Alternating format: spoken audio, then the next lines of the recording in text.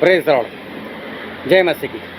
मैं स्टैनली मैकवान, मेरे YouTube channel Hindi Gujarati Bible study में आपका स्वागत है। मेरे चैनल को आज अभी इसी वक्त आप सब्सक्राइब कर लीजिए और परमेश्वर के ज्ञान में आप बढ़ते जाओ। क्या आप परमेश्वर को पहचानते हो? और परमेश्वर को पहचानते हो तो किस तरह से पहचानते हो? एक कॉइन्स होता है, सिक्का होता है, उसके दो पहलू होते हैं, दोनों पहलू अलग अलग होते हैं। क्या परमेश्वर की पहचान में भी ऐसा है? क्या उनके भी कोई दो पहलू है? क्या है सही पहचान, वो जानने के लिए मेरे साथ इस वीडियो में अंत तक बने रहो। और बाइबल से हम पढ़ेंगे मत्ती रचित सुसमाचार उसका 4वां अध्याय, और हम पढ़ेंगे उसके पहले वचन से लेकर उसके 11 वचन तक। तब उस समय आत्मा यीशु को जंगल में ले गया ताकि इब्लिस से उसकी परीक्षा हो। वह 40 दिन और 40 रात निराहार रहा।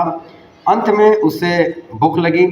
तब परखने वाले ने पास आकर उससे कहा, यदि तू परमेश्वर का पुत्र है तो कह दे कि ये पत्थर रोटियां बन जाएगा। उसने उत्तर दिया कि लिखा है कि मनुष्य केवल रोटी ही से नहीं परंतु हर एक वचन से जो परमेश्वर के मुख से निकलता है जीवित रहेगा। तब इब्लिस उसे पवित्र नगर में ले गया और मंदिर के कंगूरे पर खड़ा किया और उससे कहा, यदि तू परमेश्वर का पुत्र है तो अपने आप को नीचे गिरा दे, क्योंकि लिखा है कि वह तेरे विषय में अपने स्वर्गदूतों को आज्ञा देगा और वे तुझे हाथों हाथ उठा लेंगे। कहीं ऐसा ना हो कि तेरे पाँवों में पत्थर से ठेस लगे। यीशु ने उससे कहा, यह भी लिखा है कि तू अपने प्रभु परमेश्वर की परीक्षा ना कर। फिर शैतान उससे एक बहुत ऊंचे पहाड़ पर ले गया और सारे जगत के राज्य और उसका वैभव दिखाकर उससे कहा, यदि तू गिरकर मुझे प्रणाम करे तो मैं ये सब कुछ तुझे दे दूंगा। तब यीशु ने उससे कहा, है शैतान दूर हो जा, क्योंकि लिखा है तू प्रभु अपने परमेश्वर को प्रणाम कर और केवल उसी की उपासना कर। तब शैतान उसके पास से चला गया और देखो स्वर्गदूत आकर उसकी सेवा करने लगे। परमेश्वर पिता का वचन हमारे लिए बहुत ही आशीषित है और परमेश्वर पिता का वचन सच्चा है। और बाइबल में लिखा है, यदि तू सच्चाई को जानेगा तो सच्चाई तुझे आज़ाद करेगी। बहुत ध्यान से परमेश्वर के वचन को सुनना, समझना, ग्रहण करना, उसके अनुसार चलना, क्योंकि परमेश्वर के वचन के अनुसार चलने वाले ही स्वर्ग तक पहुंच सकते और हमें स्वर्ग में ही पहुंचना है, क्योंकि नरक वो जाने जैसा है नहीं। जो परमेश्वर को हम मानते हैं वो परमेश्वर है महान, और उस परमेश्वर के पीछे चलना कई लोगों को बहुत भारी भी लगता है। परमेश्वर पर विश्वास करना वैसे तो आसान है, बहुत लोग परमेश्वर के ऊपर विश्वास करते, लेकिन विश्वास लोगों का अलग अलग तरीके से होता है। जब प्रार्थना करते हैं तो इंसान ऐसा विश्वास करता है परमेश्वर मेरे पास ही है और जैसे मेरी सारी प्रार्थनाओं को सुन लेते हैं। और जब वही इंसान गुनाह करता है तब ऐसा विश्वास करता है, मालूम नहीं भी प्रभु कहाँ पर होंगे, मेरे ऊपर निगाह नहीं उनकी, वो मुझे नहीं देख रहे। तभी तो इंसान जो है वो आसानी से गुनाह कर देता है। तो कई बार उसको ऐसा लगता है कि परमेश्वर मेरे पास है, और कई बार ऐसा होता है कि परमेश्वर उससे दूर है। अपनी मर्जी से वो परमेश्वर को पास और दूर कर देता है। परमेश्वर जो है उनकी पहचान वो हमारे जीवन में बहुत ही ज़रूरी है कि हम परमेश्वर को किस तरह से जानते हैं, हम परमेश्वर को किस तरह से पहचानते हैं, हमारे परमेश्वर है कैसे, और उस परमेश्वर के ऊपर हमारा जो विश्वास है वो विश्वास कैसा है। आज बहुत लोग परमेश्वर को जानते हैं, पहचानते हैं। आज कई लोग, पास्टर लोग, वो भी पहचान करवाते हैं कि हमारे परमेश्वर दयालु है, हमारे परमेश्वर कृपालु है, हमें शांति देते हैं, वो यहोवा यिरे हमारा गुजारा करते हैं, वो यहोवा राफा है, हमको चंगाई देते हैं। बहुत कुछ बाइबल से हमको सिखाते हैं और हम लोग सीखते भी हैं। हम खुद भी बाइबल पढ़ते हैं और हमें भी परमेश्वर की पहचान जो है वो पहचान होती है। लेकिन सही में परमेश्वर है कैसे, और सही में उनकी जो पहचान है वो कैसी है, और हमारे जीवन में हम किस तरह से हमारे परमेश्वर को जानते हैं, वो समझने की हमें बहुत ज़रूरत है। क्योंकि बाइबल में एक वचन हम पढ़ेंगे जो है भजन संहिता उसका 34वां अध्याय और उसका 8वां वचन। परख कर देखो कि यहोवा कैसा भला है, क्या ही धन्य है वह पुरुष जो उसकी शरण लेता है। हाँ, यहाँ पर लिखा है परख कर देखो परमेश्वर कैसे हैं, भले हैं। देखो हमारे परमेश्वर कैसे भले हैं। बाइबल में लिखा है कि हमारे परमेश्वर वो तो बहुत ही भले। फिर वहीं पर आगे हम पढ़ते हैं भजन संहिता में उसका 119वां अध्याय और उसका 68। तू भला है और भला करता भी है, मुझसे अपनी विधियाँ सिखा। हाँ, परमेश्वर के बारे में ऐसा तू भला है और भला करता भी है। मतलब परमेश्वर भले तो है लेकिन भला करते भी है। देखो ये परमेश्वर की एक पहचान है कि हमारे परमेश्वर भले है और वो भलाई करते भी है। ऐसा नहीं कि सिर्फ भले है लेकिन साथ साथ में वो भलाई को करते भी है। फिर और आगे हम वचन पढ़ते हैं, हाँ, लेवी के पुस्तक में लेवी अवस्था उसका 26वां अध्याय और उसका 17वां वचन। और मैं भी तुम्हारे विरुद्ध हो जाऊंगा और तुम अपने शत्रुओं से हार जाओगे और तुम्हारे बैरी तुम्हारे ऊपर अधिकार करेंगे, और जब कोई तुमको खदेड़ता भी न होगा तब भी तुम भागोगे। देखो 2 बार हमने ऐसा पढ़ा कि हमारे परमेश्वर भले है और भला करते भी है। अरे यहीं पर उन्हीं परमेश्वर की बात है। वही परमेश्वर की बात यहाँ पर ऐसी है कि परमेश्वर बोलते मैं तेरे विरुद्ध हो जाऊँगा, और बोले तेरे दुश्मन वो आएंगे तेरे ऊपर अधिकार करेंगे, और कोई तुझे खदेड़ता भी नहीं होगा तो भी बोले तू भाग जाएगा। तो अभी परमेश्वर अभी भलाई की बात नहीं कर रहे, और परमेश्वर वही है जो हमने पहले पढ़ा, वही परमेश्वर है। वो परमेश्वर बोलते हैं कि परख कर देखो परमेश्वर भले है। वही परमेश्वर का वचन कहता है कि परमेश्वर भले है और भला करते भी है। और वही परमेश्वर का वचन कि परमेश्वर ऐसा कहते हैं मैं तुम्हारे विरुद्ध हो जाऊंगा। अभी देखो हम सही में परमेश्वर को कैसे पहचानते हैं? क्या परमेश्वर भले है ऐसे जानते हैं, या परमेश्वर हमारे विरोध में भी हो सकते वो जानते हैं, या दोनों तरह की पहचान वो हमारे पास है। जब एक सिक्का होता है उसके दोनों पहलू में अलग अलग बातें होती है, उसी तरह से हमारे परमेश्वर जो है उनमें भी 2 तरह की अलग अलग बातें। लेकिन जब तक ये दोनों बातें हम नहीं जानेंगे तब तक सही पहचान जो है वो हमारे परमेश्वर की हमारे अंदर नहीं आएगी। और जब तक सही पहचान हमारे अंदर नहीं आएगी तब तक जो जीवन आत्मा में हमें जीवन जीना चाहिए वो जीवन हम नहीं जी सकते।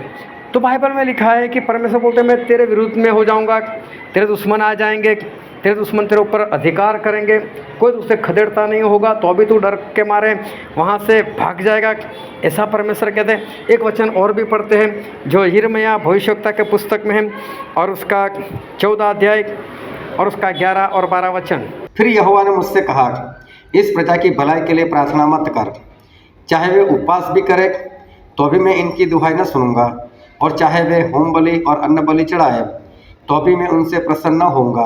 मैं तलवार, महंगी और मरी के द्वारा उनका अंत कर डालूंगा। हाँ, परमेश्वर क्या बोलते हैं? मैं तो तलवार के द्वारा, अकाल के द्वारा और मरे के द्वारा, बीमारियों के द्वारा मैं तो इनका अंत कर दूंगा, मैं तो इनको ख़त्म कर दूंगा। और वही परमेश्वर के बारे में हमने पढ़ा कि वो तो भले है, वो भले है और भला करते भी है। और यहाँ पर परमेश्वर ऐसा बोलते हैं मैं तुमको ख़त्म कर दूंगा, तलवार से मार दूंगा, बोले अकाल से मार दूंगा। और परमेश्वर बोलते हैं मैं तुम्हें बीमारियों से मैं तुझे मार दूंगा। अब हम परमेश्वर को कैसे पहचानें? क्या भले है और भलाई करते हैं, या परमेश्वर इंसान को मार भी देते? किस तरह से हम हमारे परमेश्वर को वो पहचानें? फिर एक वचन और पढ़ते हैं जो है निर्गमन के पुस्तक में उसका 15 अध्याय और उसका 26 वचन। यदि तू अपने परमेश्वर यहोवा का वचन तन मन से सुने और जो उसकी दृष्टि में ठीक है वही करे और उनकी आज्ञा पर कान लगाए और उसकी सब विधियों को माने, तो जितने लोग मैंने मिस्रियों पर भेजा है उनमें से एक भी तुझ पर न भेजूंगा, क्योंकि मैं तुम्हारा चंगा करने वाला यहोवा हूँ। हाँ, देखो परमेश्वर क्या बोलते हैं, बोले मैं जो कहता हूँ उसको तू तन मन से सुने मेरी वाणी को, और मेरी निगाह में जो सही है वो करे, और बोले मेरी आज्ञाओं को माने। तो परमेश्वर बोलते हैं कि मिस्र में जितनी भी बीमारी आई थी उसमें से एक भी बीमारी तेरे ऊपर नहीं आने दूंगा, क्योंकि मैं तो तेरा चंगा करने वाला परमेश्वर हूँ। तो परमेश्वर बोलते हैं मैं तो तुझसे चंगा करने वाला परमेश्वर हूँ। मतलब परमेश्वर हमें चंगा करते हैं। वो हमें चंगाई देते हैं। फिर यशायाह भविष्यवक्ता के पुस्तक में भी लिखा है, उसका 53वां अध्याय, यशायाह 53:53, 4 और 5 वचन। निश्चय उसने हमारे रोगों को सह लिया और हमारे ही दुखों को उठा लिया, तो भी हमने उससे परमेश्वर का मारा कूटा और दुर्दशा में पड़ा हुआ समझा। परंतु वह हमारे ही अपराधों के कारण घायल किया गया, वह हमारे अधर्म के कामों के हेतु कुचला गया, हमारी ही शांति के लिए उस पर ताड़ना पड़ी कि उसके कोड़े खाने से हम चंगे हो गए। हाँ, परमेश्वर के कोड़े खाने से हम चंगे हो जाए।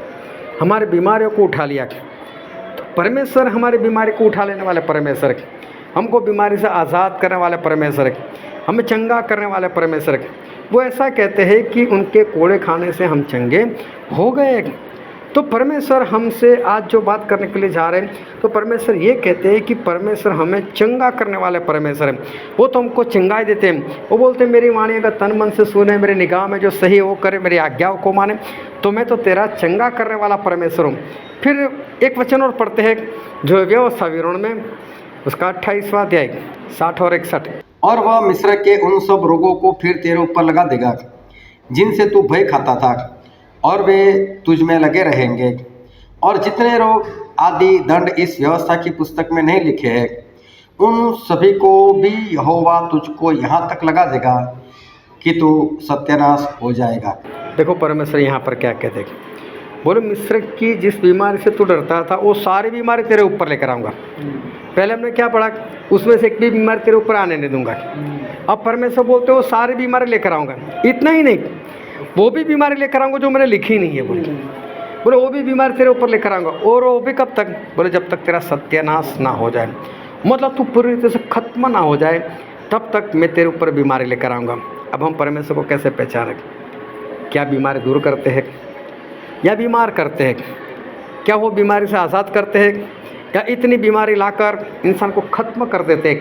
हम हमारे परमेश्वर को किस तरह से जानते हैं, हम परमेश्वर किस तरह से पहचानते हैं?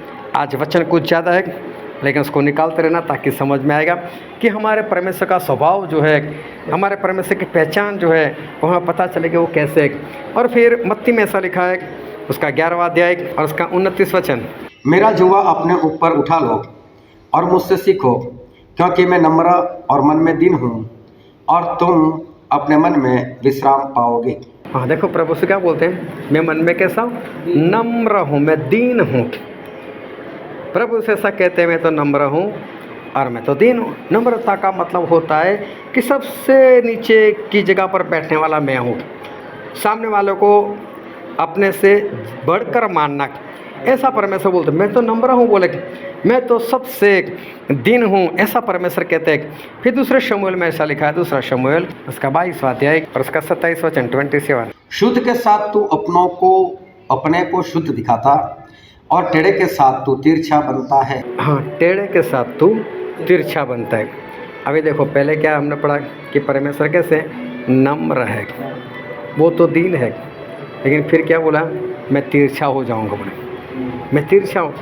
फिर भजन संहिता में पढ़ते हैं, भजन संहिता उसका 18 अध्याय और उसका 26 वचन, शुद्ध के साथ तू अपने को शुद्ध दिखाता, और टेढ़े के साथ तू तिरछा बनता है।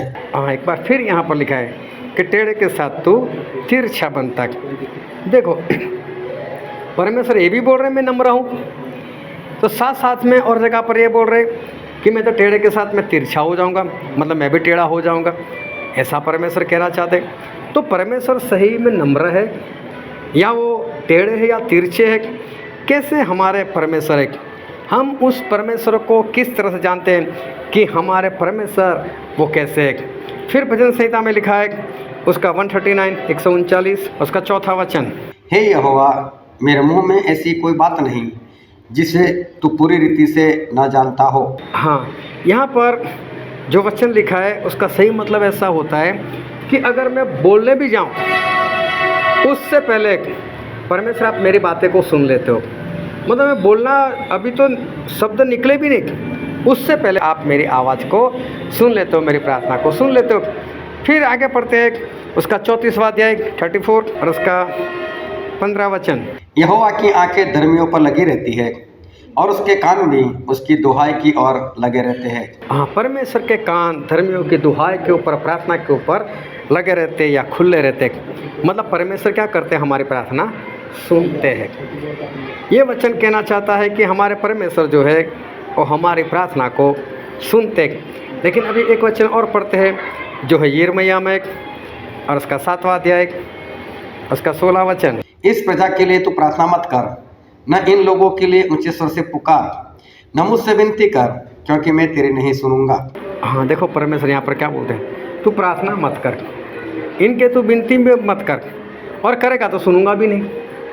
देखो इससे पहले 2 वचन में हमने क्या पढ़ा कि परमेश्वर बोलते हैं कि मैं तेरे मुंह से आवाज़ भी निकले उससे पहले तो मैं सुन लेता हूँ, और धर्मियों के मुंह से जो दुहाई निकलती है, प्रार्थना निकलती है, उसके लिए परमेश्वर के कान खुले रहते हैं। लेकिन यहाँ पर परमेश्वर यिर्मयाह भविष्यवक्ता को ऐसा बोलते हैं कि यिर्मयाह तू प्रार्थना मत कर, मैं इनकी प्रार्थना अगर तू करेगा तो भी मैं तेरी प्रार्थना को नहीं सुनने वाला। फिर उसका 11वां अध्याय पढ़ो, उसका 14वां वचन। इसलिए तू मेरी इस प्रजा के लिए प्रार्थना न करना, न कोई इन लोगों के लिए ऊंचे स्वर से विनती करे, क्योंकि जिस समय ये अपनी विपत्ति के मारे मेरी दुहाई देंगे तब मैं उनकी ना सुनूंगा। देखो परमेश्वर यिर्मयाह को बोलते कि यिर्मयाह तू भी मत कर, मैं तेरी भी नहीं सुनूंगा, और वो लोग खुद प्रार्थना करेंगे तो मैं उनकी भी नहीं सुनूंगा। जब वो विपत्ति में आएंगे, मुश्किल में आएंगे, तब मैं उनकी प्रार्थना जो है नहीं सुनने वाला। देखो परमेश्वर ये भी कहते हैं कि मेरे कान खुले रहते हैं प्रार्थना सुनने के लिए, और परमेश्वर ये भी कहते हैं कि मैं उसकी प्रार्थना नहीं सुनने वाला। तो हम परमेश्वर को कैसे पहचानते हैं? क्या हमारे परमेश्वर प्रार्थना सुनने वाले परमेश्वर है या प्रार्थना को नहीं सुनने वाले परमेश्वर? हमारे परमेश्वर सही में है कैसे? और देखो ये सारी बातें हमने बाइबल से पढ़ी, और बाइबल में जितना लिखा हुआ है उसमें से कोई भी गलत तो है नहीं, कोई भी झूठ तो है नहीं। और जितना पढ़ा हमने बाइबल में से पढ़ा, और बाइबल में दोनों बातें जो हमने पढ़ी वो दोनों बातें लिखी हुई। एक कील आती है जो कारपेंटर सुथार होता है ना, वो इस्तेमाल में लेकर आता है। लकड़ी का कुछ बनाना होता है तो कील मारता है। अभी कील से क्या होता है कि जो 2 लकड़े उसको जहाँ पर भी जोड़ने होते हैं ना वो जुड़ जाते हैं। कील उसके लिए बहुत अच्छी है। अभी चलो समझो कि इसी घर में उसने काम शुरू कर दिया, कुछ बनवाया, उससे टेबल वगैरह कुछ बनवाया, वो तो कील लगा लगा कर काम करता है। अभी कोई बच्चा या कोई बड़ा कोई भी गया और उसके पैर में कील लग गई, वो क्या बोलेगा? कील को बोलेगा कील बहुत अच्छी है, वो नहीं बोलने वाला, उसको लग गई।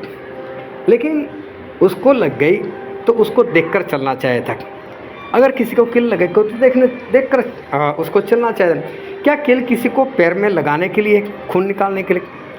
कील उसके लिए तो है नहीं, वो तो अच्छे काम के लिए बनी है, वो तो किसी को जोड़ने के लिए बनी है, किसी पात्र को बनाने के लिए उसको बनाया गया। लेकिन फिर भी ऐसा होता है, कई लोगों को लगता है, और जब कील लगती है डॉक्टर के पास जाते हैं, डॉक्टर बोलता है पहले तो इंजेक्शन ले लो, क्योंकि लोहे की चीज़ है, उससे बीमारी लग जाती है। तो बोले पहले उसके लिए इंजेक्शन लो, वो इंजेक्शन भी भारी लगता है, अगर बाह में लेते तो बाह फूल जाती है। तो सोचो कि जिसको वो कील लग गई वो तो क्या बोलेगा? ये कील अच्छी नहीं है, कील सही नहीं आती। एक सुतार को बोलो तो सुतार क्या बोलेगा? कील तो बहुत अच्छी है, वो तो मेरे काम की है, उसके बिना तो मेरा कोई काम जो है वो होता नहीं है। तो परमेश्वर का भी यही हाल है, जिसका जैसा चरित्र, जिसका जैसा चाल चलन, वैसे उसको परमेश्वर दिखाई देते।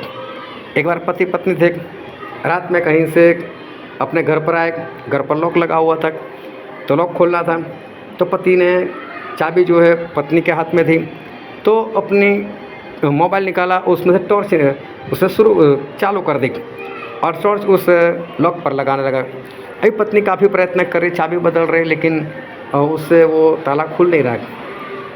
फिर 2-5 मिनट के बाद पति ने बोला लाओ मैं खोल देता हूँ। तो पति ने चाबी ले ली और पत्नी ने वो टॉर्च अपने हाथ में ले ली, और पति ने एक ही बार चाबी डाली, चाबी को घुमाया और लॉक खुल गया। तुरंत पत्नी बोली देखा ऐसे टॉर्च पकड़ते बोले। अभी सही में टॉर्च का कुछ नहीं था, लेकिन उस चाबी मेन थी कि जिसके कारण वो खुल गया। लेकिन खुद का कसूर वो ये भी बोल अरे आपसे तो अच्छा खुल गया, मालूम नहीं मैं कौन सी चाबी डालती थी, मेरे से नहीं हुआ, ऐसा बोलना चाहिए था कि मैं गलत चाबी डाल रही थी, ऐसा उसको बोलना चाहिए था। लेकिन ऐसा ही होता है कि इंसान जो है वो अपनी गलती जो है वो गलती नहीं मानता। एक बार पति पत्नी के बीच में ऐसे ही लड़ाई हो गई थी, और लड़ाई हो गई, बाद में दोनों एक दूसरे के साथ बोल नहीं रहे। फिर पत्नी आई, बोले चलो हम दोनों एक काम करते, कुछ आप करो कुछ मैं करूँ, और ऐसे कैसे बोले बिना रहेंगे। तो बोले ठीक है, क्या काम करो। बोला आप माफ़ी मांग लो, मैं माफ़ कर दूँगी। मतलब बात को ख़त्म करो। मतलब अपनी गलती कोई निकालना नहीं चाहता। अपनी गलती लोगों को ऐसा लगता है कि नहीं, चाहे गलती हो भी गई हो, लेकिन नहीं। शैतान ने प्रभु यीशु की परीक्षा की, जो आज हमने वचन पढ़ा था मत्ती 4, उसमें वहाँ पर लिखा है कि शैतान ने प्रभु यीशु की परीक्षा की। सही में जो परीक्षा शब्द है ना वो अलग से है, लेकिन एक होता है इंग्लिश में उसको बोलते हैं टेम्पटेशन, मतलब कि परीक्षण करना। जैसे कभी कभी क्या करते हैं इंडिया वाले, कोई मिसाइल बनाते, तो मिसाइल बनाते हैं तो उसका परीक्षण करते, उसको चलाकर मार कर देखते कि जिस निशाने पर हम मारते हैं वहाँ पर जाते हैं कि नहीं, जितना अंदाज़ा हमने लगाया इतनी दूर तक वो जाते हैं कि नहीं, और जितना नुकसान वो करना चाहिए इतना नुकसान वो कर रहे हैं कि नहीं। तो उसका फॉर्मूला सारा लिखा हुआ होता है। बाद में वो लोग क्या करते कि ऐसा परीक्षण करते, एक ही बनाते फिर परीक्षण करते, अगर वो सफल रहेगी तो फिर क्या करेंगे वो लोग, ऐसी ढेर सारी बनाएंगे और दूसरे देशों में उसको बेचेंगे और अपने इस्तेमाल में भी वो रखेंगे। लेकिन पहले एक बनाते। आप कभी बाज़ार में जाना, ये तो मिसाल की मैंने बहुत बड़ी बात की, लेकिन प्रेशर कुकर भी लेना, तो उसके ऊपर एक स्टिकर लगा हुआ होगा, उसके ऊपर लिखा होता है ओके टेस्टेड, मतलब इसका परीक्षण हो गया है, इसको चलाकर हमने देख लिया, अभी आप इसका इस्तेमाल कर सकते हो। आजकल तो एप्पल में भी ऐसा लिखने लगे ना, एप्पल आता है ना, उसके ऊपर भी एक स्टिकर लगा होता है, उस पर लिखा ओके, मतलब ये खाने के लायक है। तो इसको बोलते हैं परीक्षण। परीक्षा किसको बोलते हैं कि बच्चे जब स्कूल में पढ़ते हैं तो 1 साल पढ़ने के बाद टीचर जो है उनकी परीक्षा लेते हैं। और टीचर क्यों परीक्षा लेते हैं? मैंने इसको सिखाया, मैंने इसको पढ़ाया। जब लड़का ट्यूशन करता है तो ट्यूशन के एग्ज़ाम उसकी इतनी वैल्यू नहीं होती, उससे वो आगे नहीं बढ़ सकता, लेकिन एग्ज़ाम कहाँ होने चाहिए? स्कूल में। और जब स्कूल में पास होकर वो बच्चा आता है और ट्यूशन वाला अपने बच्चे को देखता है कि बहुत अच्छे नंबर पर पास आ गया, तो कितना खुश होता है वो। और मालूम है कई जगह पर वो लोग बड़े बड़े बोर्ड में लोगों का फ़ोटो लगा देते कि ये हमारे वहाँ पढ़ता था और देखो इतने मार्क्स आए। मतलब जो टीचर होता है वो परीक्षा लेता है, और परीक्षा में जब अच्छे नंबर आते हैं तो टीचर खुश होता है। लेकिन दूसरा होता है परीक्षण। परीक्षण भी देखने जाओ तो सेम टू सेम एक, लेकिन थोड़ा सा अलग पड़ता है। परीक्षण कौन लेता है? वो टीचर लेगा जिसने आपको नहीं पढ़ाया, वो आपको देखना चाहेगा कि उस टीचर ने इसको सही पढ़ाया है कि नहीं। तो इस तरह सवाल जवाब करेगा कि जैसे बच्चा जो है वो कंफ्यूज हो जाएगा, और अगर उसको ना आए फिर उसको कैसा सिखाता है वे तू, इसको तो आता नहीं। तो परीक्षा करने का काम परमेश्वर का है, क्योंकि परमेश्वर हमको वचन सिखाते हैं, और वचन सिखाने के बाद वो हमारी परीक्षा करते। जिस तरह से उन्होंने अब्राहम की परीक्षा की थी, उसको पहले बोल दिया कि ये जो इसहाक है ना, उसी से तेरा अंश आगे बढ़ने वाला है। फिर बोला कुछ वक्त के बाद कि इस इसहाक को मुझे बलि दे दे। मैं वो देखना चाहता कि मैंने उसको जो बोला था कि इसी से तेरी अंश बढ़ेगी, इसको याद है कि नहीं। याद होगा, बलि देने के लिए आ जाएगा, क्योंकि उसको मालूम है कि मैं मुझे बलि चाहिए नहीं। लेकिन शैतान कैसा आता है? परमेश्वर ने बोला था कि आदम, ये भले और बुरे का जो पेड़ है उसका फल नहीं खाना, जिस दिन खाओगे उसी दिन मरोगे। तो शैतान आकर कैसे सवाल किया मालूम है हवा से, ये हवा तुमको सारे फल खाने को मना किया। देखो उल्टे रीति से आता है, इसको बोलते हैं परीक्षण। लेकिन हिंदी लैंग्वेज में परीक्षण शब्द लिखते नहीं है, इसको बोलते हैं परीक्षण। वो देखना चाहता है इसको कितना आता है, और अगर आता भी है तो वो बोलेगा नहीं ये गलत है, तुम झूठा सीख कर आए हो। तो हवा ने बोला कि हाँ एक ही फल है जो हमको खाने को मना किया। बोले क्यों?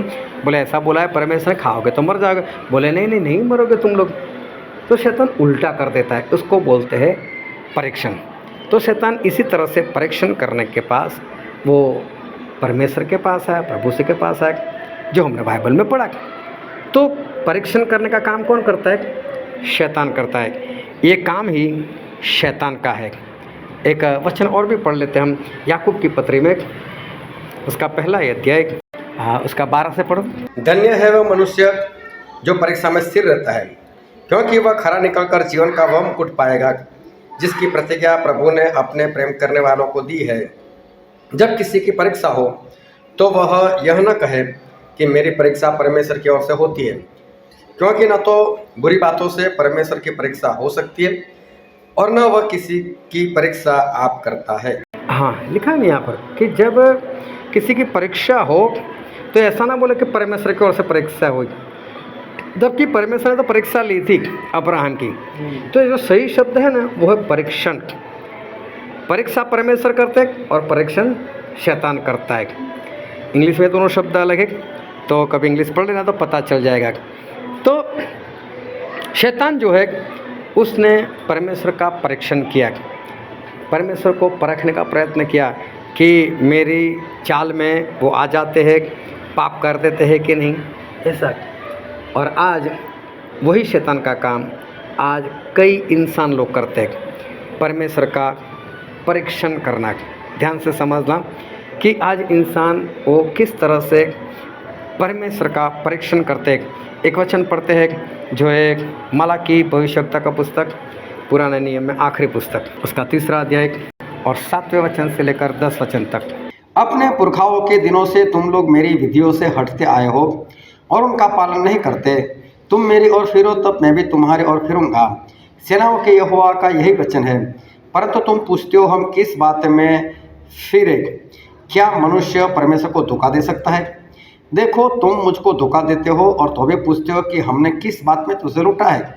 दशमांश और उठाने की भेंटों में तुम पर भारी श्राप पड़ा है, क्योंकि तुम मुझे लूटते हो। वरन सारी जाति ऐसा करती है। सारे दशमांश भंडार में ले आओ कि मेरे भवन में भोजन वस्तु रहे। और सेनाओं का यहोवा यह कहता है कि ऐसा करके मुझसे परखो कि मैं आकाश के झरोखे तुम्हारे लिए खोलकर तुम्हारे ऊपर अपरंपार आशीष की वर्षा करता हूँ कि नहीं। हाँ, देखो यहाँ पर परमेश्वर अपने वचन से जो कहना चाहते हैं वो ये है कि बोले इंसान जो है वो मुझे लूटता है। बोले तुम लोगों ने खुद ने जो श्राप है वो अपने ऊपर ले लिया है। बोले तो बोले किस बात में श्राप ले लिया है? तो बोले आप दशमांश मुझसे देते नहीं। हाँ, देखो परमेश्वर कहते हैं कि तुम लोग मुझसे लूटते हो, तुम लोग खुद अपने आप के ऊपर श्राप ले लिया है। तो बोले कैसे?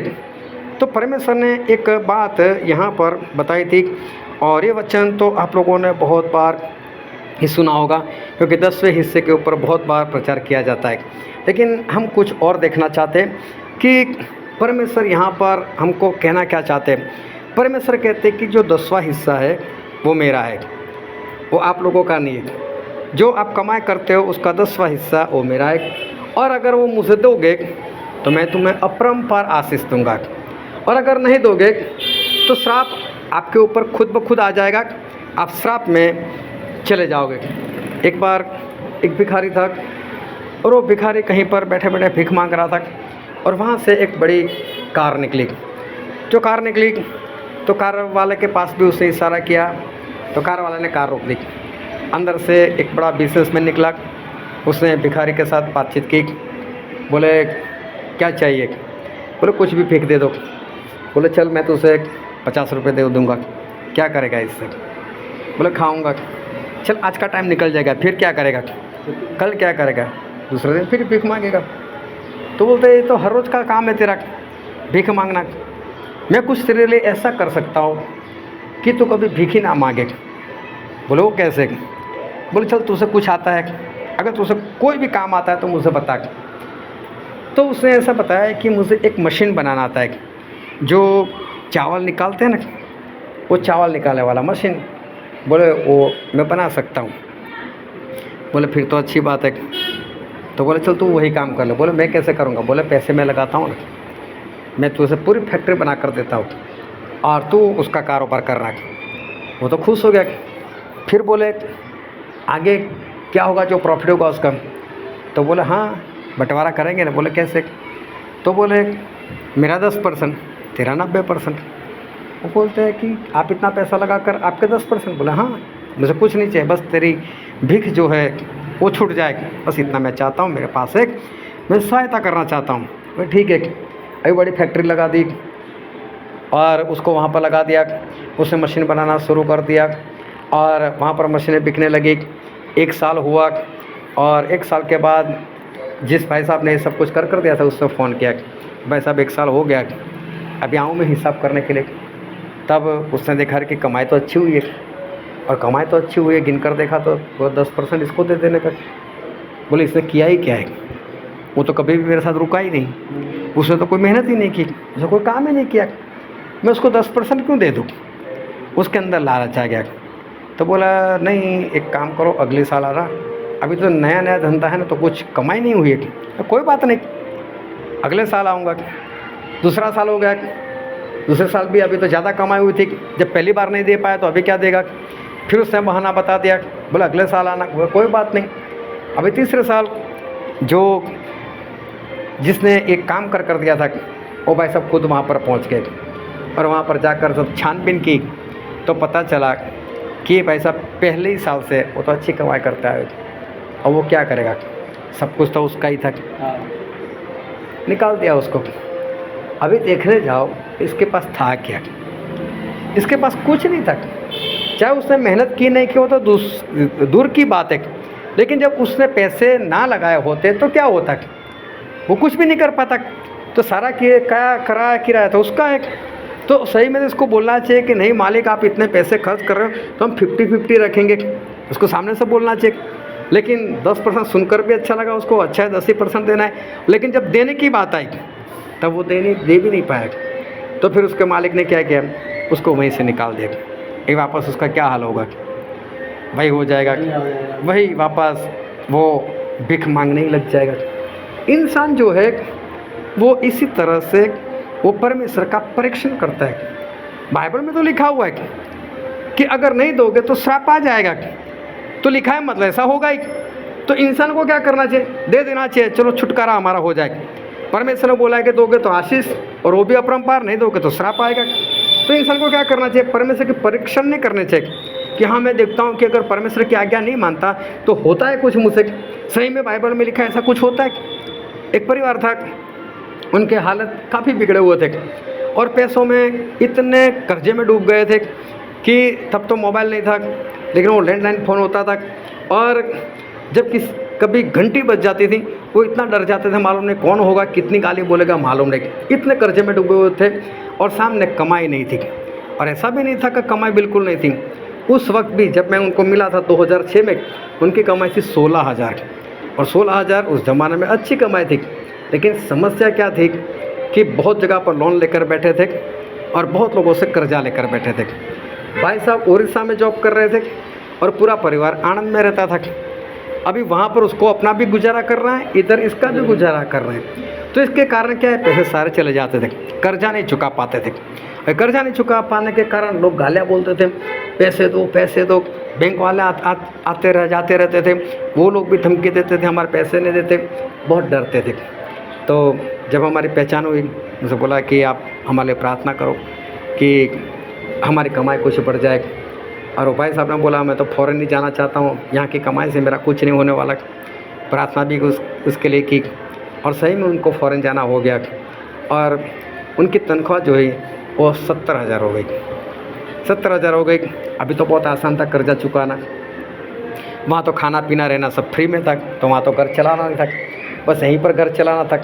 10,000 में हो जाता, 60,000 बचते थे। अगर फिर भी 10,000 अपने पास रखते तो भी हर महीने वो 50,000 कर चुका सकते थे। अच्छा था उनके लिए।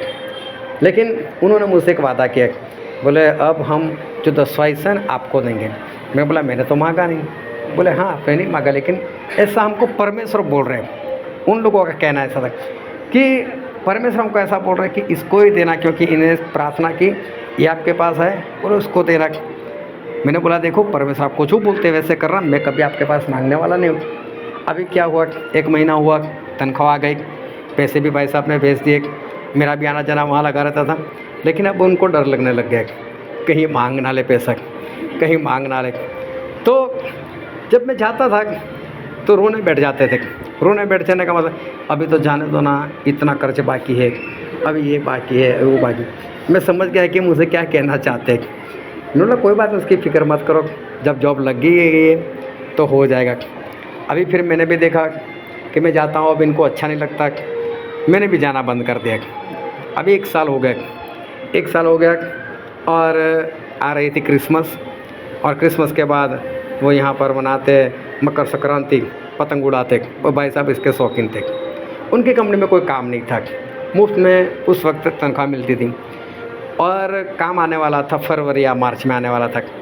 तो उन्होंने देखा कि काम तो है नहीं, तो चलो मैं थोड़ी छुट्टी लेकर आता हूँ। तो बॉस से बात की, बॉस बोलता है देखो मुफ्त में तनख्वाह मिल रही है, लेते रहो। अरे बोले यार अभी काम नहीं, फिर अगले महीने काम आने वाला है, तो मैं अभी छुट्टी लगा कर आता हूँ। उससे बोलता ठीक है जाओ लगा कर आओ। अब भाई साहब आ गए, घर पर आए, उन्होंने पीछे से मेल कर दिया और बोला जब तक मैं ना बोलूँ तब तक आना भी मत। अभी डर गया, बोले जॉब चली गई। अभी साल के बाद एक बार फिर फ़ोन आ गया मेरे पर। मैंने उठाया, बोला क्या हुआ? बोले आप तो हमें भूल गए। मैंने बोला मैं तो नहीं भूला, मुझे तो याद है। हुआ क्या हो बताओ? बोले पहले भी हमारी नहीं आपने पार लगाई थी, इस बार भी आप ही लगाओ, ऐसा ऐसा हो गया है। मैं चलो कोई बात नहीं, मैं आता हूँ। अभी दूसरी बार भी गया, उनके लिए प्रार्थना की, सही में वापस उनको जॉब मिल गई। फिर वहीं पर जॉब, मतलब दूसरी कंपनी में जॉब मिल गई, लेकिन वहीं फॉरेन में जॉब लगे और मालूम है तनख्वाह डायरेक्ट डबल हो गई, 1.5 लाख रुपये।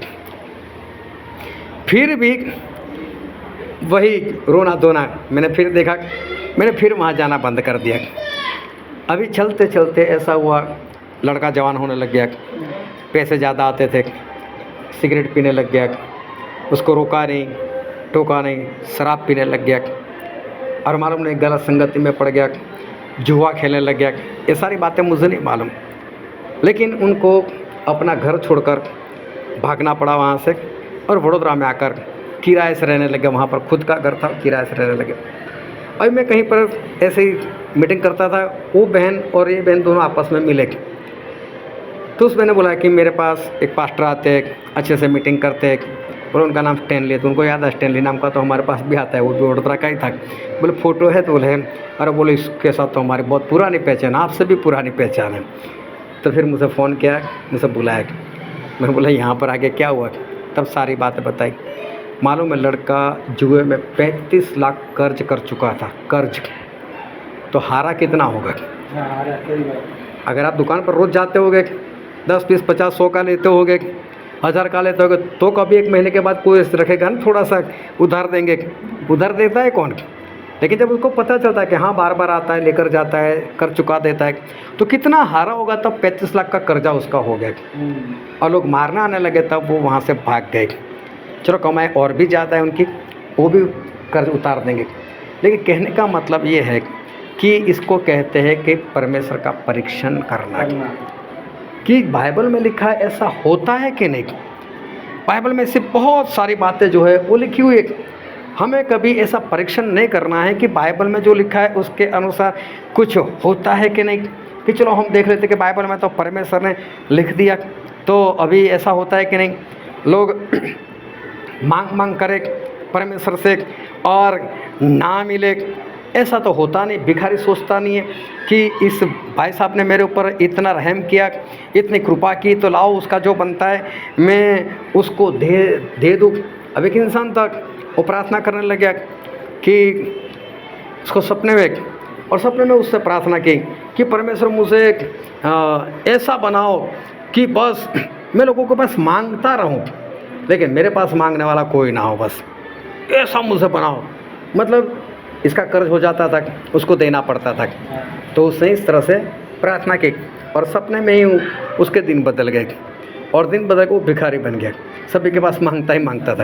अभी भिखारी के पास कौन मांगे? भिखारी के पास कोई मांगेगा नहीं। अभी उसका मित्र था, वो भी उसको सपने में दिखा दिया, वो भी प्रार्थना करता था। उसने प्रार्थना ऐसे की कि परमेश्वर बस मैं तो देता ही रहूँ, देता ही रहूँ, देता रहूँ बस।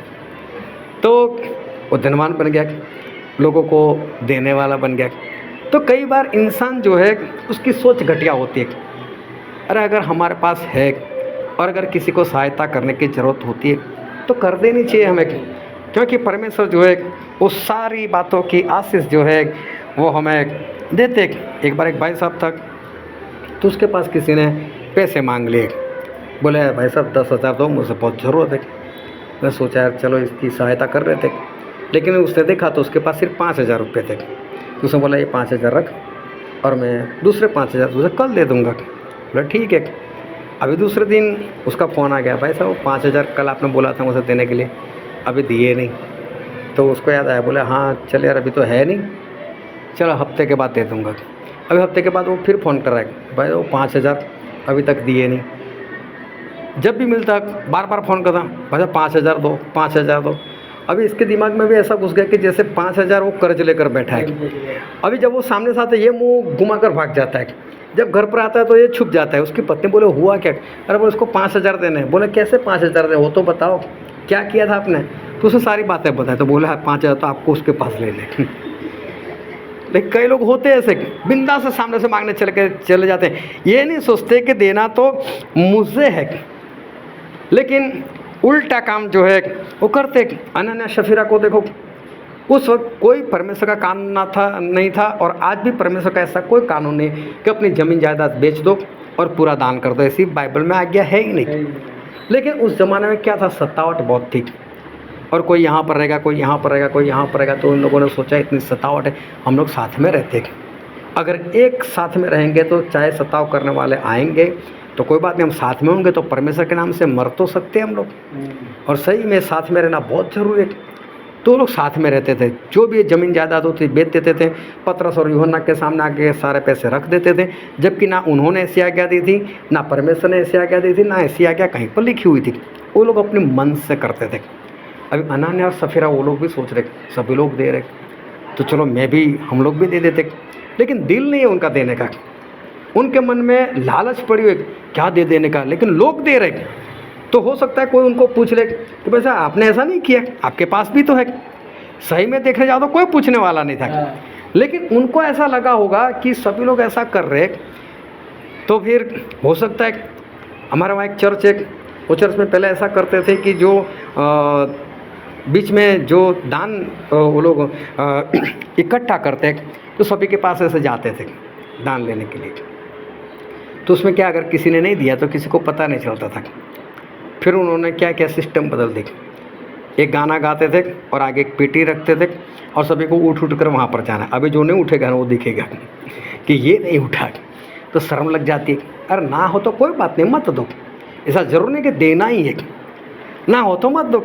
अभी अनन्या शफीरा उन लोगों को यही बात सताया जा रही, कहीं किसी ने पूछ लिया भाई सब तुम्हारे पास भी तो ज़मीन है, बेच दो, हम लोगों ने दे दी, आप भी दे दो। सही में ऐसा आत्मा से चलने वाला कभी किसी को नहीं पूछता, लेकिन इनको अंदर से डर लग गया। तो बोले चलो हम भी बेच देते, लेकिन हम ऐसा करेंगे कुछ अपने पास रखेंगे। तो रखना भी गुनाह नहीं था। वो लोग पतरस को बोल देते कि हमने देखो 5 लाख में बेची, लेकिन 2.5 लाख अपने हमारे पास रखा है। तो कोई कुछ नहीं बोलने वाला था, लेकिन छुपा कर रखा इन लोगों ने। और क्या बोला, इतने में ही बेचिए। और इस कारण वो दोनों लोग मर गए। लेकिन पतरस ने उनको ऐसा बोला कि आप लोगों ने इंसान को नहीं, पवित्र आत्मा को झूठ बोला। ये परीक्षण है कि हम इंसान के सामने झूठ बोले ठीक है, लेकिन पवित्र आत्मा के सामने झूठ बोले, ये परीक्षण है। और बाइबल में एक वचन लिखा है, पढ़ते हैं हम, प्रेरितों के काम उसका 20वां अध्याय और उसका 35 वचन। मैंने तुम्हें सब कुछ करके दिखाया कि इस रीति से परिश्रम करते हुए निर्बलों को संभालना और प्रभु यीशु की बातें स्मरण रखना अवश्य है कि उसने आप ही कहा है कि लेने से देना धन्य है। लेने से देना धन्य है, मतलब आशीषित है। लेने से देना आशीष वाला काम है, ये परमेश्वर का वचन है। तो परमेश्वर ये कहना चाहते हैं कि लेने से देने में ज़्यादा आशीष मिलती। अभी लोग इसकी परीक्षण करें कि लाओ हम परीक्षण कर देखते हैं कि बाइबल में जो लिखा है वो सही में है या नहीं है। नहीं, बाइबल में जो लिखा है वो सब कुछ सही वैसा होता ही होता है। हो सकता है तुरंत ना हो सकता है 1 महीने तक ना हो, लेकिन कभी ना कभी तो ऐसा होता है। और इसलिए परमेश्वर का परीक्षण जो है वो कभी नहीं करना चाहिए। मूसा के विरोध में कई लोग खड़े हो गए और खड़े होकर बोलने लगे, ए मूसा तो अकेला पवित्र है क्या? क्या तेरे अकेले के साथ परमेश्वर बातें करते? क्या परमेश्वर हमारे साथ बात नहीं करते? तो हमारा अगुवा बनकर क्यों बैठा है? अभी इन लोगों ने मूसा को अगुवा मानने से इनकार कर दिया, जबकि मूसा ही थे जो इनको छुड़ा कर लेकर आए। मूसा के जरिए ये लोग बचाए गए। तो इन लोगों को मूसा का एहसान कभी भी नहीं छोड़ना चाहिए था, नहीं भूलना चाहिए था, लेकिन ये लोग भूल गए और मूसा के विरोध में खड़े हो गए। तो मालूम है उस दिन क्या हुआ? परमेश्वर ने बोला है मूसा, सभी लोग इनके पास से हट जाओ, अलग से हट जाओ। और जितने लोग मूसा के विरोध में आए थे तो वहाँ से नर्क ने अपना मुंह खोला, ज़मीन वहाँ से फट गई और सब जिंदा के जिंदा ही वहाँ पर नीचे नर्क में डायरेक्ट चले गए। और जो 250 लोग थे जो धूप जलाते थे उनके ऊपर परमेश्वर की आग आई और वो वहीं पर भस्म हो गए। अगर आज कोई ऐसा सोचे वो तो पुराने नियम में था, वो तो बाइबल में लिखा हुआ था। अगर आज कोई ऐसा परमेश्वर के दास के विरोध में करे जिसका इसके ऊपर एहसान है तो क्या होगा उसका? आज भी वही होगा। परमेश्वर बदलते नहीं है, जो पहले हुआ वही होगा। ऐसा परीक्षण हमें नहीं करना चाहिए कि हम भी परमेश्वर के दासों के विरोध में होकर देखते हैं कि कुछ होता है या नहीं होता है। एक परिवार था तो वहाँ पर लगातार मीटिंग होती रहती थी। अभी क्या हुआ, मीटिंग काफ़ी वक्त तक चली। फिर क्या हुआ कि उन लोगों को मीटिंग से वो लोग परेशान होने लग गए और उनको ऐसा लगा कि यार हर बार हर हफ्ते बैठना, ये करना वो करना। तो एक बार उनका मुझ से फ़ोन आ गया, बस स्टैंड पे आज मत आना। मैं बोला ठीक है नहीं आऊँगा, लेकिन हुआ क्या? अरे बोले आज है ना यहाँ पर बरसात ज़्यादा है। मैं बोला ठीक है बरसात ज़्यादा है तो नहीं आऊँगा मैं। तो मैं नहीं गया वहाँ पर। अभी दूसरा हफ्ता हुआ, दूसरे हफ्ते फिर बताया, बोला आज हम सभी लोग बाहर जा रहे हैं। बोला कोई बात नहीं, चलो आज भी छोड़ो। अभी तीसरा हफ्ता भी हो गया, लेकिन ऐसा हुआ कि चौथे पाँचवें हफ्ते मैं वहीं पर था, वहीं पर मतलब उनके घर के पास, लेकिन उनको नहीं मालूम था और मैं तो जा रहा था। और तभी उनका फ़ोन आया, वो स्टैंड पे आज मत आना। बोला क्या हुआ? बोला बहुत बरसात है। और मैं भी सोच में पड़ गया कि मैं तो वहीं पर हूँ, बरसात तो है नहीं। तो मैं समझ गया कि ये लोग नहीं चाहते कि अब यहाँ पर संगति हो। नहीं चाहते तो नहीं करेंगे, उसमें कौन सी बड़ी बात है। लेकिन इतना बोल देते तो अच्छा था, लेकिन गलत रीति से उन्होंने काम किया और मालूम है क्या हुआ? धीरे धीरे कर उनके घर के हालात बिगड़ने लगे और ऐसे बिगड़े कि बच्चे जो है वो दोनों अलग अलग जगह पर भाग गए किसी के साथ, और माँ और पिता दोनों ही रहे। वो भी इतने बीमार हो गए, इतना कर्जा हो गया उनके ऊपर, मेरे ख्याल से 17 लाख का कर्जा उनके ऊपर आ गया। ऐसे हालात उनके बिगड़ गए और अभी भी उनको ये याद नहीं आ रहा है कि हमको संगति करनी चाहिए। अभी भी मैं उनके पास जाता हूँ, अभी भी मिलता हूँ, अभी भी याद करते हैं नहीं भाई संगति शुरू करनी है। बोला हाँ करो। हर बार बोलो उनको ऐसा कि इनको अच्छा लगेगा संगति का नाम लेंगे तो, लेकिन कभी करते नहीं संगति शुरू। लेकिन हालात इतने बिगड़ गए। परमेश्वर ऐसा कहते, एक वचन हम पढ़ते इब्रानी उसका 10वां अध्याय इसका 25 वचन, और एक दूसरे के साथ इकट्ठा होना न छोड़े जैसे कि कितनों की रीति है, पर एक दूसरे को समझाते रहे, और जो जो उस दिन को निकट आते देखो त्यों त्यों और भी अधिक यह किया करो। हाँ, परमेश्वर बोलते इकट्ठा होना बंद मत करो, और जैसे जैसे वो दिन मतलब प्रभु का दूसरी बार आना पास में आ रहा है, ज़्यादा इकट्ठा होना रखो। और देखो इनको इकट्ठा होना चाहिए था, इन्होंने इकट्ठा होना बंद कर दिया तो फिर श्राप तो आएगा ही। बाइबल में जो लिखा है उसके विरोध में जाओगे तो कुछ न कुछ तो होगा ही होगा, क्योंकि बाइबल में जितना कुछ लिखा है वो सब कुछ सही लिखा है। और फिर एक वचन और पढ़ते हैं जो है नीति वचन में उसका अध्याय 6 और 27 वचन 27। क्या हो सकता है कि कोई अपनी छाती पर आग रख ले और उसके कपड़े न जले? हाँ, कोई अपने ऊपर आग रखे और उसके कपड़े ना जले, ऐसा हो सकता है? कि परमेश्वर अपने वचन के बारे में कह रहे कि वचन के विरोध में जाओ और श्राप ना, ऐसा हो सकता है? परमेश्वर के विरोध में जाओ और उनका कुछ ना हो, ऐसा हो सकता है? ऐसा कभी नहीं हो सकता। हम परमेश्वर को कैसे पहचानते हैं? बस आज ज़्यादातर लोग यही प्रचार करते कि परमेश्वर अच्छे, परमेश्वर भले, परमेश्वर अच्छे, परमेश्वर भले। मैं ये नहीं कहता कि परमेश्वर अच्छे नहीं, वो भले नहीं है, लेकिन साथ साथ में उन्होंने अपनी आज्ञा भी दी है और आज्ञा नहीं मानने का जो हश्र होगा वो भी बता दिया है। तो फिर जो होगा वो तो होगा ही। अगर उस कील के ऊपर हमारा पैर आ जाता है और हम ऐसा सोचते हैं कि चलो कील है उसको मार कर ही देखते हैं, तो उसको मारेंगे तो क्या होगा? वो लगेगी हमको, चाहे सुतार के काम आती है, लेकिन हम उसका गलत इस्तेमाल करेंगे तो लगेगी भी तो सही। तो जो होगा वो तो होगा ही। अगर आग को अपने कपड़ों में रखे तो क्या उसका कपड़ा नहीं जलेगा? वो तो जलेगा ही। तो परमेश्वर बोलते हैं मूर्खता है परमेश्वर का परीक्षण करना वो मुक्त है, क्योंकि इब्रानी में ऐसा लिखा है, इब्रानी उसका 10वां अध्याय और उसका 31 वचन। जीवते परमेश्वर के हाथों में पड़ना भयानक बात है। हाँ, परमेश्वर के हाथों में पड़ना वो भयानक सी बात है। फिर उसका 12 का 29 पढ़ो। क्योंकि हमारे परमेश्वर भस्म करने वाली आग है। हाँ, हमारे परमेश्वर तो भस्म करने वाले आग है। क्या वो सभी को भस्म ही करते? नहीं, लेकिन जैसे हमारे काम वैसे ही हमारे साथ होगा।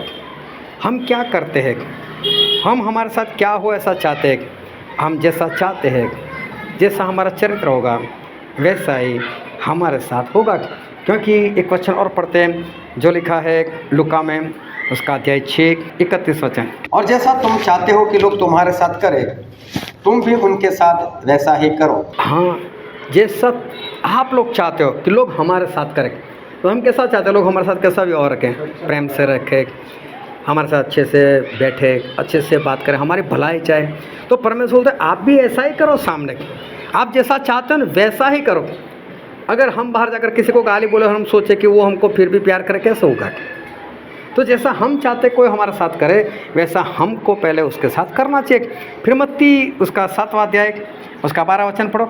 इस कारण जो कुछ तुम चाहते हो कि मनुष्य तुम्हारे साथ करे, तुम भी उनके साथ वैसा ही करो, क्योंकि व्यवस्था और भविष्यवक्ताओं की शिक्षा यही है। हाँ, यही परमेश्वर की शिक्षा है। जैसा हम चाहते कि सामने वाला हमारे साथ व्यवहार करे वैसा खुद करो। अगर आप चाहते हो कि परमेश्वर भले है और भला ही करे आपका, तो आप भी उनके साथ भलाई से ही रहो। अगर आप उनके साथ भलाई से रहोगे तो परमेश्वर आपके लिए भी भला ही करेंगे। हाबिल ने कैन से उत्तम बलि दी तो परमेश्वर उसका भी अच्छा किया। अगर हम परमेश्वर को उत्तम देंगे तो परमेश्वर हमको भी अच्छा ही देने वाले। जैसा जैसा हम परमेश्वर से चाहते हैं तो हम भी परमेश्वर के साथ वैसा ही करें, तो परमेश्वर हमारे साथ वैसा ही करेंगे। अगर हम परमेश्वर के साथ अच्छे से रहेंगे तो हमारे परमेश्वर वो अच्छे से रहेंगे। अगर हम उनकी आज्ञाओं को मानेंगे, हम उनकी निगाह में जो सही वो करेंगे, तो हमें बीमार नहीं होने देंगे। और अगर बीमार हो भी गए तो तुरंत वो हमारे बीमारी को दूर भी कर देंगे, क्योंकि वो चंगा करने वाले हमारे परमेश्वर है। अगर हम चाहते हैं कि परमेश्वर हमारे साथ नम्रता से तिरछे ना बने, तो हम भी उनके साथ नम्रता से पेश आए। अगर हम उनके साथ नम्रता से पेश आएंगे तो हमारे परमेश्वर भी वो हमारे साथ नम्रता से पेश आएंगे, वो हमारे लिए तिरछे नहीं बनेंगे। क्या लिखा? वो टेढ़े के साथ तिरछे। अगर हम टेढ़े बनेंगे तो वो तिरछे बनेंगे। तो अगर हम सही रहेंगे तो परमेश्वर भी हमारे साथ सही रहेंगे। तो जो वचन आज हमने पढ़ा था मत्ती उसका 4वां अध्याय और 1 से 11, तो उसका पहला वचन एक बार फिर से पढ़ो। तब उस समय आत्मा यीशु को जंगल में ले गया ताकि इब्लिस से उसकी परीक्षा हो। हाँ, यहाँ पर लिखा है शैतान का काम है ये परीक्षण करना। ये हम इंसानों का काम नहीं है, हमें ऐसा काम नहीं करना है। शैतान बार बार बोल रहा है, बार बार बोल रहा है प्रभु यीशु को, अगर तू परमेश्वर का पुत्र है तो ये कर दे, तू परमेश्वर का पुत्र है तो ये कर दे। अरे वो परमेश्वर के ही पुत्र है, वो चाहे तो सब कुछ कर सकते हैं, लेकिन तेरे कहने से नहीं करेंगे। तू कौन होता है परीक्षण करने वाला? लेकिन परीक्षण करना शैतान का ही काम है, हम इंसानों का काम नहीं है। हम शैतान वाला काम ना करें, परमेश्वर के जितने भी वचन उसको मानने वाले बने, उसका परीक्षण ना करें। और आगे पढ़ो, उसका 7वां वचन पढ़ो। तो यीशु ने उससे कहा, यह भी लिखा है कि तू अपने प्रभु परमेश्वर की परीक्षा ना कर। हाँ, एक बार फिर लिखा है कि परमेश्वर का परीक्षण नहीं करना चाहिए। तो ध्यान से समझना, बाइबल में जितना लिखा है, और बाइबल में लिखा है कि ऐसा करोगे तो ऐसा होगा, तो वो होगा ही होगा। हमें देखने की ज़रूरत नहीं कि परमेश्वर के वचन के विरोध में चलते हैं तो परमेश्वर सही में ऐसा करते हैं, जो लिखा है वैसा ही परमेश्वर हमारे साथ करते हैं कि नहीं करते हैं। नहीं, परमेश्वर की पहचान अच्छे से बनाओ। परमेश्वर भले है तो परमेश्वर तिरछे भी है, लेकिन टेढ़े के साथ, सभी के साथ नहीं, क्योंकि हमारे परमेश्वर सब कुछ हमें लिख कर दिया है। और इसलिए जो जैसा काम करेगा उसको वैसा ही फल मिलेगा। इसमें परमेश्वर का कहीं पर किसी भी तरह का दोष नहीं। चाहे दाऊद कितने भी अच्छे थे, लेकिन एक गलती की वजह से उनको भुगतना पड़ा, तो परमेश्वर ने ये नहीं देखा कि मेरा दास है, इतने अच्छे से चलता है, गलती हो गई तो चलो छोड़ो। नहीं, हमारे परमेश्वर जो लिखा है वो कर कर ही रहेंगे। और इसलिए परमेश्वर ने दोनों बातें एक जगह पर मौत और एक जीवन, दोनों हमको लिख कर सामने रख कर दिया है। जीवन चाहे तो जीने वाले काम करो, मौत चाहे तो मौत वाले काम करो। हम जैसा करेंगे वैसा ही हमारे साथ हो जाएगा। लेकिन परमेश्वर के वचन के विरोध में कभी भी परीक्षण मत करो कि ऐसा लिखा है तो ऐसा मेरे साथ होता है कि नहीं। ऐसा देखने की ज़रूरत नहीं, जैसा लिखा है वैसा होने वाला है। इसलिए जैसा वचन लिखा है वैसे ही मानने का प्रयत्न करो। हालेलुया। आओ हमारी आँखों को बंद करें, अपने मस्तकों को प्रभु से आगे झुकाए, जो राजाओं के राजा है, जो प्रभुओं के प्रभु है, जो हमारे बीच में है। सभी लोग अपनी आंखें बंद रखें। ये समय है कि हम अपने आप से सवाल करें, अपने आप की परीक्षा करें कि क्या मैं भी परमेश्वर के विरोध में जाकर मैं भी परमेश्वर का परीक्षण करता हूँ कि सही में ऐसा होता है या नहीं होता है, या बाइबल में जैसा लिखा है वैसे मैं मानकर मैं परमेश्वर के वचन में आगे बढ़ता हूँ। अपने आप को जांचो। परमेश्वर चाहते हैं कि हम उनका परीक्षण कभी ना करें। जो लिखा है वो होने वाला है, और इसलिए परमेश्वर ने जो जो बातें लिखी है वो वैसे ही हम मानना सीखें, ताकि हम परमेश्वर की कृपा के वारिस बने और आने वाले दिनों में उनके स्वर्गराज के भी हम वारिस बने। ये वचन समझने के लिए, ग्रहण करने के लिए, उसके अनुसार चलने के लिए प्रभु की कृपा हम सभी पर होने पर